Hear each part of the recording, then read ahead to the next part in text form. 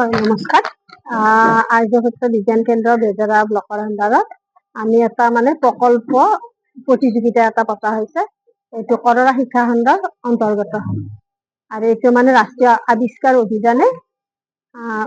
অভিযানৰ আণ্ডাৰত আমাক দিয়া হৈছিলে অসম বিজ্ঞান প্ৰযুক্তিবিদ্যা আৰু পৰিৱেশ পৰিষদৰ সহযোগত নিৰ্দেশাৱলী মৰ্মে এই প্ৰতিযোগিতাটো আমি যোৱা 3 বছৰ ধৰি পাতি আছো আৰু এইদিলেও আমি মানস কৰিছো আৰু সুন্দৰকৈ আমাৰ এতিয়ালৈকে হৈ আছে কাৰ্যসূচীবিলাক। হয় ছাৰ, বিষয়বস্তুটো আছিলে আমাৰ জলবায়ু পৰিৱৰ্তন, জলবায়ু আৰু জলবায়ু কাৰ্য পদ্ধতি বুজাৰ উদ্দেশ্য।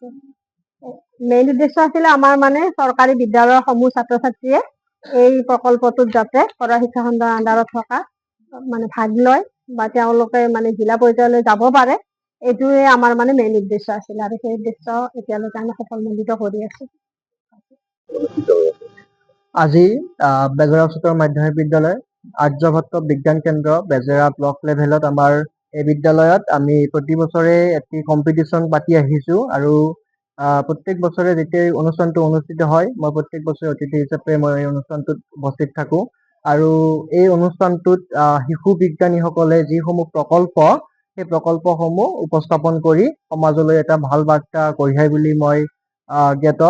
কাৰণ মই সভাসমূহত যেতিয়া যাওঁ বিজ্ঞানৰ আমি দৈনন্দিন ব্যৱহাৰ কৰা কিছুমান বস্তু আমাৰ প্ৰাকৃতিকভাৱে আছে, সেই বস্তুখিনি আমাৰ শিশু বিজ্ঞানীসকলে আমালৈ এই বাৰ্তাটো প্ৰেৰণ কৰে আৰু তেনেকুৱা ধৰণৰ এই অনুষ্ঠানটো জিলা পৰ্যায়লৈকে আছে, ৰাষ্ট্ৰীয় পৰ্যায়লৈকে আছে।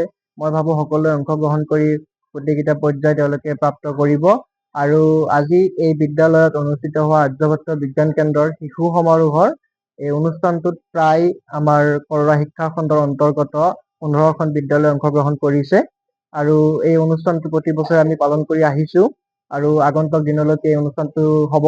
গতিকে যিসকল শিশু বিজ্ঞানী আছে তেওঁলোকৰ পৰা যিসমূহ বাৰ্তা আমি পাওঁ, আমি ভাবো আমি এইসমূহ বাৰ্তা আৰু বিয়পাব লাগে আৰু এই শিশু বিজ্ঞানীসকলক আমি উৎসাহেৰে আগবঢ়াই নিব লাগে। যিকোনো খবৰৰ বাবে যোগাযোগ কৰক আমাৰ এই নম্বৰত 9181 307 221।